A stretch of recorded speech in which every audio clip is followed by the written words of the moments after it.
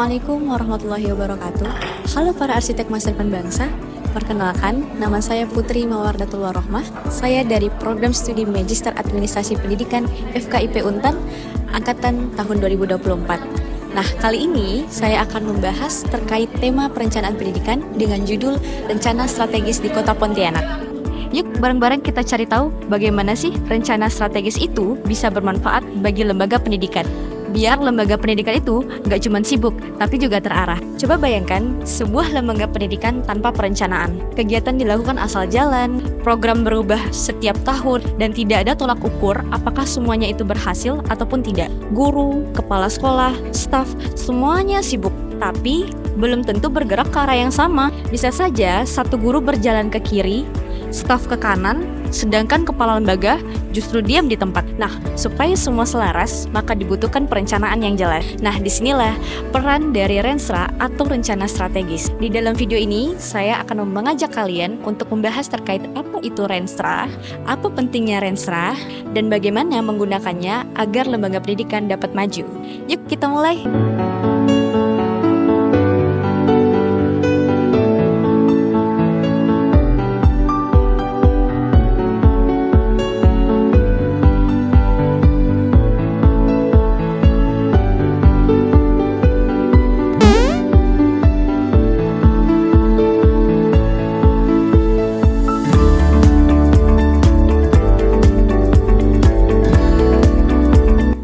Renstra atau rencana strategis merupakan dokumen perencanaan jangka menengah. Biasanya dibuat dalam periode 4-5 tahun. Nah, dokumen ini merupakan mirip seperti kompas bagi lembaga pendidikan. Di dalamnya ada visi, misi, tujuan besar yang ingin dicapai, strategi untuk mencapainya, serta program-program utama yang akan dijalankan. Renstra bukan hanya untuk pendidikan kecil saja, tetapi juga untuk perguruan tinggi. Agar apa? Agar tidak salah arah.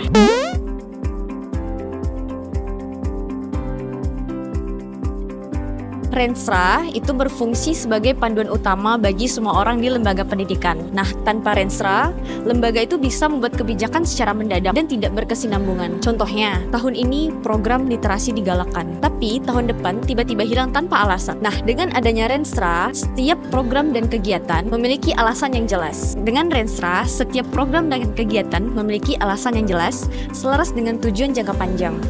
Nah, semua unit, baik itu manajemen, pendidik, staf administrasi, hingga bagian keuangan, tahu perannya masing-masing dalam mencapai tujuan bersama.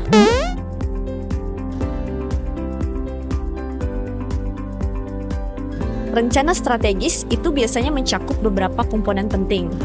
Pertama, adanya visi dan misi lembaga, yaitu gambaran besar tentang apa yang ingin dicapai dari suatu lembaga pendidikan, serta nilai apa yang akan dijunjung. Kedua, tujuan strategis yang ingin dicapai selama 4 atau 5 tahun ke depan. Yang ketiga, indikator kinerja.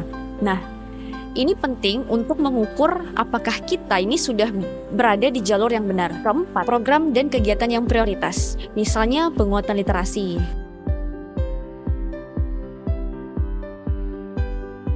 pelatihan guru,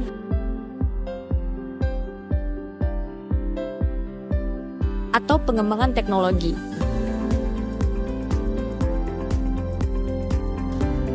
Dan terakhir, sistem pemantauan atau evaluasi. Kenapa ini ada? Karena agar rencana ini dapat terus dikaji dan diperbaiki sesuai dengan kebutuhan lembaga pendidikan.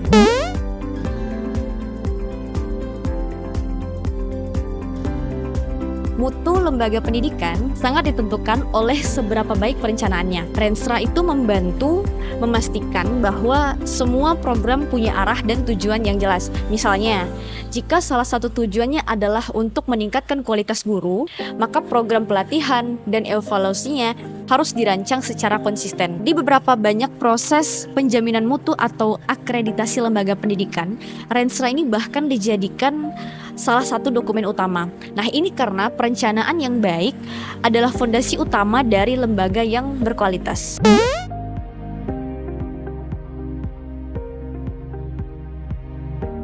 Dinas Komunikasi dan Informatika Kota Pontianak menginisiasi penyusunan rencana strategis tahun 2025-2029 oleh Forum Perangkat Daerah Kota Pontianak.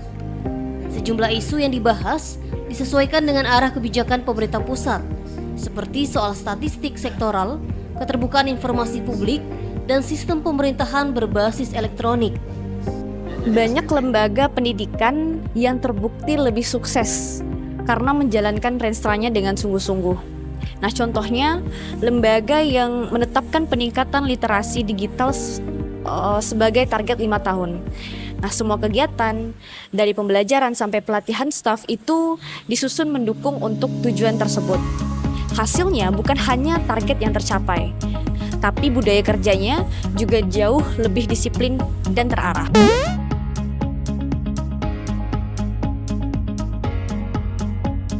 Nah, tentu saja tidak semua lembaga berhasil menerapkan Renstra dengan baik. Nah, tantangan utamanya adalah ketika Renstra itu hanya dijadikan sebagai dokumen formalitas saja. Nah, kadang-kadang hanya pimpinan yang tahu isinya, sementara guru atau staf tidak dilibatkan sama sekali.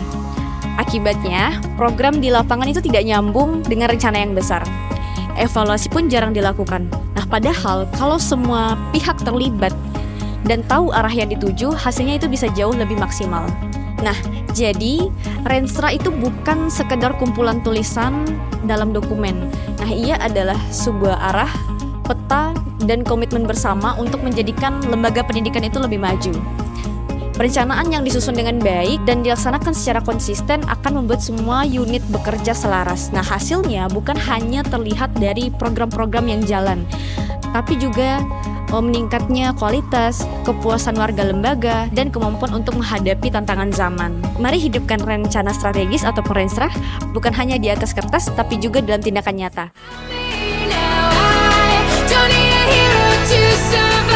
Tanpa arah, kita bisa jalan jauh, tapi nyasar. Yuk jadi bagian dari perubahan. Jika video ini bermanfaat, jangan lupa di like and share ya. Terima kasih sudah menonton sampai akhir. Wassalamualaikum warahmatullahi wabarakatuh.